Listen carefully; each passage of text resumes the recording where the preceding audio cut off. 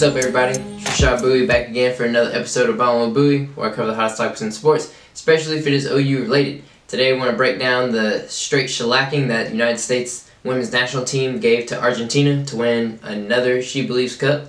First time the team has won the She Believes Cup back-to-back years.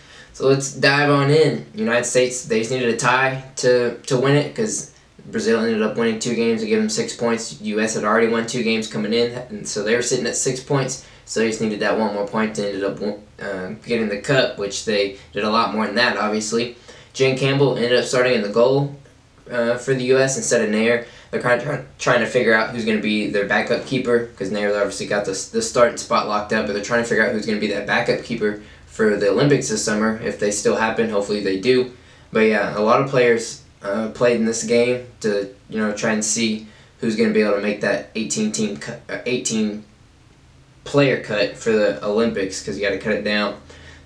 So we'll see if this game helped the coach make that decision at all, if he was influenced by any of the play. But Davidson and Kruger got starts in the back line for the U.S. Crystal Dunn didn't play at all in the game. And Argentina coming to this game, they didn't have any chance to win the cup. They didn't have any chance to not finish last because they lost to third-place team Canada. So there wasn't anything they could do, and they didn't do anything in the game to better their performance during the She Believes Cup. I mean, they were a fill-in team. Japan was supposed to be here, but they're still dealing with COVID, so they couldn't participate. So Argentina just filled in. I mean, it is what it is. I mean, Argentina, they got work. They got better, I think, probably by playing high-quality competition. You play Brazil, Canada, and the U.S., and you don't expect to win any of those games. And if you do win a game, then great. If you don't, then that's okay. So Argentina, I mean, shout out to them for filling in to take the shellacking that they did from the Brazil and the U.S., and they barely lost to Canada. But start the game, just like the last game that the U.S. played against Brazil, there was a lot of pressure. The ball was in the second half of the field for the U.S. for the majority of the first half and the majority of the game, honestly. But there was a lot of pressure to start about the first 10 minutes, just as it was against Brazil in their last game. But that led to another goal in the first 16 minutes of the game. Megan Rapinoe got a goal in the 16th minute. That was assisted by Rose Ravel, and then another goal in the 26th minute by Megan Rapinoe. That one was assisted by Carly Lloyd. And the U.S., with all the goals they put up, they just needed the 1 goal to extend this streak, but they scored it in 66 straight matches, which is an outstanding success rate, because it's hard to score. It doesn't matter who you're playing, even if you are the best team in the world. I mean, it's hard to score, and to not get shut out in 66 straight matches is pretty impressive. But continue on with the goals. In the first half, Carly Lloyd had a goal in the 35th minute. It was a nice flick by Rapinoe on the left side of the field. She flicked it to Mewis, and then Mewis ended up crossing it to Carly Lloyd, and Carly Lloyd put it in the back of the net. And then Mewis ended up getting a goal for herself in the 41st minute. She had a good touch pass to herself, to her left foot, and she ended up putting that one into the back of the net. And talk about Kelly O'Hara for a little bit. She's coming off an injury. She got the start in this game. She played about 30 minutes, which was what was expected out of her coming into the game. They didn't want her to play too much, just to kind of work back into it, But she ended up playing around 30 minutes before Emily Sonnet subbed in for her around that mark. But first half, all U.S. dominated. They had 70-30 possession advantage, and they were up 4-0 at halftime. Second half, not a ton of action really until like the end of the half. U.S. still controlled the ball for the majority of the second half, and Argentina just could not do anything.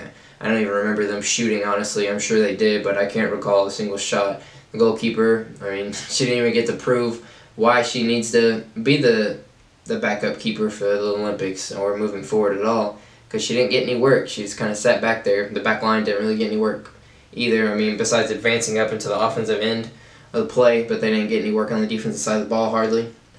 But the start of the second half, there was a lot of subbing by the United States. Horan went in for Lavelle, and Alex Morgan subbed in for Carly Lloyd, and Kruger went out for Pierce. I'm not familiar with her at all. I don't think I've watched her play, so I don't really know how to pronounce her name still. But Yeah. And then there were some more subs by the U.S. In the 6-second minute. Howell went in for Ertz. Julie Ertz. She played first 2 games all 90 minutes, so she got taken out in this one.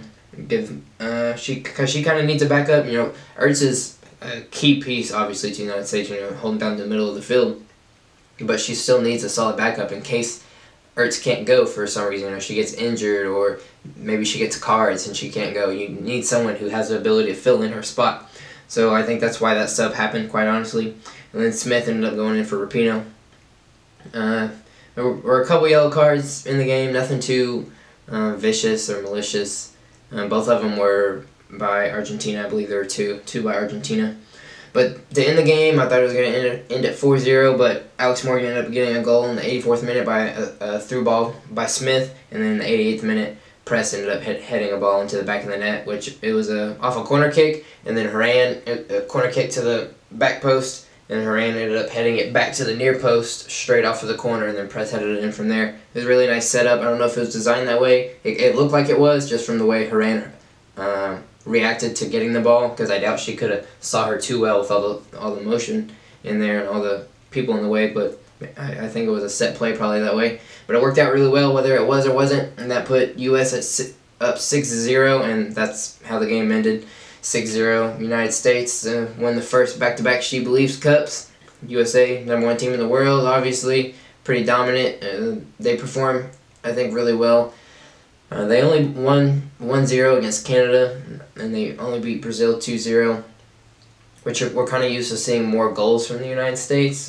Like tonight, 6-0. I mean, it was lesser competition against Argentina, but I mean, you expect the U.S. to score, or at least have a lot more shots. But yeah, they played well. I mean, it's the first couple games against a real competition in a while, so they performed the way they were supposed to, I think. But yeah, I can't wait to dive into the Olympics. Hopefully we get to. That's the most exciting part of the Olympics for me anyways, is the soccer, particularly the women's soccer. I love to watch it. If you don't watch it, you're really missing out, because the United States is the best team in the world. But like always, consider sharing, subscribing. Catch y'all later. Deuces.